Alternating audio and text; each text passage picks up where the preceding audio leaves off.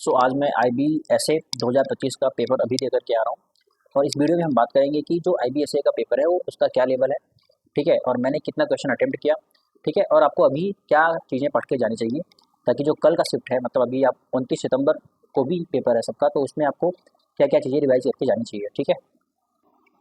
तो इन सारे मुद्दों पे हम आज बात करने वाले हैं। चलिए वीडियो को चालू करते हैं। तो सबसे पहले हम बात करेंगे कि जो पेपर का लेवल था वो कैसा था। देखिए, जो पेपर का लेवल था वो, अगर मैं बात करूँ अपना जो अपना सेल्फ गिवन रिव्यू दूँ मैं एग्जाम का, तो वो इजी टू मॉडरेट था, मतलब बहुत ज़्यादा पेपर डिफिकल्ट नहीं था, आप बोल सकते हो। अगर हम सारे सेक्शन की बात करें, मतलब आप जानते हो 5 सेक्शन होते हैं। पहले सेक्शन में करंट अफेयर से रिलेटेड 20 क्वेश्चन पूछे जाते हैं, ओवरऑल 100 क्वेश्चन पूछे जाते हैं।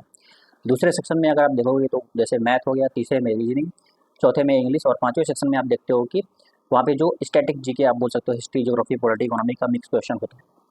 तो देखिए, मैं आपको बताता हूँ कौन कौन से सेक्शन यहाँ पे एकदम आपको डुएबल है। पहले तो अगर आप मैथ्स, रीजनिंग, इंग्लिश और जो पांचवा सेक्शन होता है वो एकदम डुएबल है। और अगर जिसने करंट अफेयर भी पढ़ा है, क्योंकि मैं उतने अच्छे से करंट अफेयर शायद उतना अच्छे से नहीं करके गया था, तो ड्यू टू दिस रीजन मतलब उतना अच्छा शायद करंट अफेयर वाला सेक्शन मेरा नहीं रहा। और मैथ वाला भी, क्योंकि मेरी मैथ उतना ज़्यादा अभी बहुत ज़्यादा अच्छी नहीं है, तो उस हिसाब से मैथ का भी नहीं था, तो ओवरऑल मीडियम में था, ठीक है। मैंने यहाँ पे टोटल 82 क्वेश्चन यहाँ पे अटेम्प्ट किए हैं, ठीक है। 100 में आउट ऑफ 100 मैंने 82 क्वेश्चन यहाँ पे अटेम्प्ट किए हैं। और पेपर का लेवल इजी टू मॉडरेट था, तो सबको यहाँ पे घबराने की बात नहीं है। जो क्वेश्चन हैं वो एकदम वन लाइनर हैं। जैसे मैथ की अगर मैं बात करूँ, बहुत सारे लोग मैथ से घबराते हैं, इंक्लूडिंग मी। तो मैथ में घबराने की कोई बात नहीं है, एकदम फार्मूला बेस्ड क्वेश्चन है, ठीक है। जैसे जितना मेंसुरेशन है, जैसे एक कौन से रिलेटेड क्वेश्चन दिया था, मतलब जो शंकु होता है, शंकु का रेडियस दे दिया, शंकु की हाइट दे दिया, ठीक है। और इस तरीके से वहाँ पे वॉल्यूम पूछ लिया, या यू नो सीधे फार्मूला बेस्ड क्वेश्चन यहाँ पे थे, मैंने देखा। सिंप्लीफिकेशन से भी क्वेश्चन था, एकदम नॉर्मल क्वेश्चन था जिसको आप उड़ा सकते थे, ठीक है। CPSP मतलब ये प्रॉफिट लॉस से भी क्वेश्चन था। तो सारे सेक्शन से क्वेश्चन जो थे वो बहुत ईजी क्वेश्चन थे, वन लाइनर आप बोल सकते हो क्वेश्चन थे। मैथ की मैं बात कर रहा हूँ, ठीक है। और GS की बात करें, करंट अफेयर वाला सेक्शन मुझे थोड़ा सा यहाँ पे डिफिकल्ट लगा, थोड़ा सा, क्योंकि मैं करंट अफेयर उतने अच्छे से करके गया नहीं था। तो करंट अफेयर वाला सेक्शन मेरे से आई थिंक थोड़ा सा नहीं हो पाया उतना अच्छा से। तब भी मैंने 20 में से 12 शायद अटेम्प्ट किए, 12-13 क्वेश्चन मैंने अटेम्प्ट किया हुआ है उसमें। और इंग्लिश में की बात करते हैं। इंग्लिश में अगर आपने अच्छे से पढ़ा है तो इंग्लिश में सब डुएबल है, ठीक है। इंग्लिश में आप आराम से कर सकते हो, उसमें बहुत ज़्यादा डिफिकल्टी की बात नहीं है। अगर आप अच्छे से पढ़े तो 18 क्वेश्चन आराम से कर सकते हो। एक दो क्वेश्चन आप जानते हो थोड़ा सा रहता है सबके दिमाग में, वो कन्फ्यूजन रहता है कि सही होगा कि नहीं होगा, बट 18 तो आराम से आप कर सकते हो। रीजनिंग थोड़ा सा टाइम टेकिंग है, ठीक है, मतलब डिफिकल्ट नहीं है, थोड़ा सा टाइम लग सकता है आपको, थोड़ा सा मतलब कैलकुलेटिव हो सकता है, बट डिफिकल्ट नहीं है, कैलकुलेटिव हो सकता है। तो थोड़ा सा आपको यहाँ पे क्या करना है, टाइम मैनेज करना है अपना, कि ये रीजनिंग वाला थोड़ा सा टाइम आपको मैथ में देना है। ये मेरी से थोड़ा गलती हुई, अगर मैं चाहता तो ये 90 प्लस मेरे अटेम्प्ट हो जाते, तो थोड़ा सा और अच्छा पेपर मेरा हो जाता, ठीक है। क्योंकि मैं सोच रहा था कि अगर मैथ में भी थोड़ा मैं 17-18 कर पाता तो शायद अब बहुत अच्छा हो पाता। बट चलो जो भी है, जो हो गया मैं आपको बता दिया कि मैथ्स में आपको पहली बात तो सबसे पहले मैथ्स में आप सारे फार्मूलाज जितने हैं एक बार रिवाइज कर लो, ठीक है। सारे फार्मूलाज क्या करना है आपको, रिवाइज कर लेना है।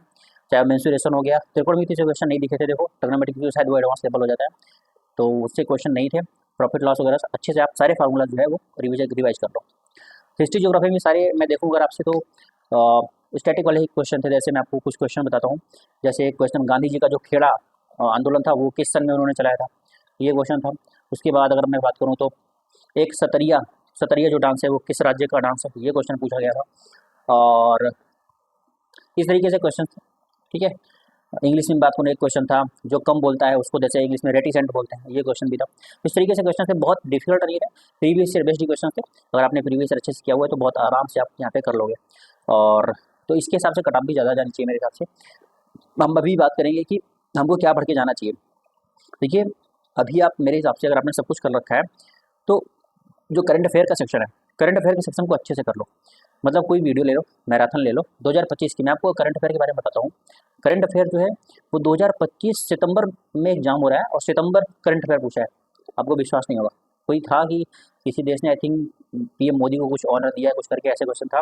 सितंबर का वो करंट अफेयर था, सितंबर वाला क्वेश्चन भी पूछा है। एक क्वेश्चन अगस्त का भी था। तो करंट अफेयर 2025 वाले दबा के पूछे जा रहे हैं। तो अगर आप 2024 वाला नहीं कर पाए हो तो 2025 वाला ही कर लोगे, तो कुछ क्वेश्चन मैं कहूँगा आप 2025 से सही कर पाओगे बहुत आराम से, क्योंकि वही सेक्शन है जो कि थोड़ा सा आपको सिलेक्शन दिला सकता है। क्योंकि मैथ्स, रीजनिंग, इंग्लिश ये तो सब करते हैं, करंट अफेयर वाला सेक्शन थोड़ा सा इग्नोर करते हैं लोग। तो आप वो जो करंट अफेयर वाला सेक्शन है उसको अच्छे से आप रिवाइज कर लो पूरा। ठीक है, चाहे एक ही मैराथन कोई किसी का ले लो 5-6 घंटे का, उसी को 2 बार देख लो, 3 बार देख लो उसी को डबल की स्पीड में, क्योंकि आपने अगर पढ़ा होगा तो रिवीजन करने में थोड़ा सा आसानी हो है। तो ये आप करंट अफेयर वाले सेक्शन में कर सकते हो। मैथ्स में सारे फार्मूलाज एक बार रिवाइज कर लो, आपको घबराने की बिल्कुल बात नहीं है, सारे क्वेश्चन जो है वो ईजी टू मॉडरेट लेवल के ठीक है। रीजनिंग थोड़ा सा कैलकुलेटिव मैंने आपको बता दिया, और स्टैटिक जीके में हिस्ट्री, ज्योग्राफी, पॉलिटी, इकोनॉमी सारे से क्वेश्चन थे। जैसे पॉलिटी का भी क्वेश्चन एक था, पॉलिटी का कौन सा एक क्वेश्चन था मैं आपको बता दूँ, अमेंडमेंट से था 356 जो प्रेसिडेंट रूल लगता है उससे एक क्वेश्चन था। तो ये था तो इस तरीके से ओवरऑल अगर हम देखें तो जो पेपर का लेवल था वो इजी टू मॉडरेट था। और अभी आपको ये सारी चीज़ें, जैसे जितने भी फैक्ट वाली चीज़ें, जैसे कौन सा आंदोलन किस सन में हुआ आपको बताइए, कौन सा युद्ध किस सन में हुआ ना, उसके बाद सारे गवर्नर जनरल की लिस्ट, हिस्ट्री की बात कर रहा हूँ मैं।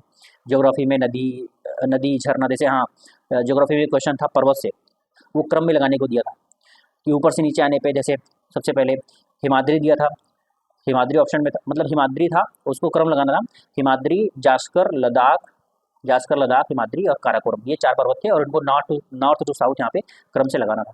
तो इस तरीके का क्वेश्चन भी आ रहा है। तो पठार, पर्वत, झील, नदी, ये सब आप थोड़ा सा रिवाइज कर लो फटाफट से, तो आपका यहाँ पे स्टैटिक वाला क्वेश्चन आपका कंप्लीट हो जाएगा। तो ये था आई थिंक रिव्यू पेपर, बहुत मीडियम लेवल का था, अच्छा पेपर था, और कटाप भी इसके बेस पे थोड़ा सा मुझे लग रहा है ज़्यादा की है, बट और ओवरऑल देखें तो सब कुछ अच्छा रहा। तो अगर आपको इसके अलावा भी कुछ चीज़ें डाउट में रहती हैं तो आप कमेंट में पूछ सकते हो। ठीक है, तब तक के लिए फिर रखते हैं, धन्यवाद।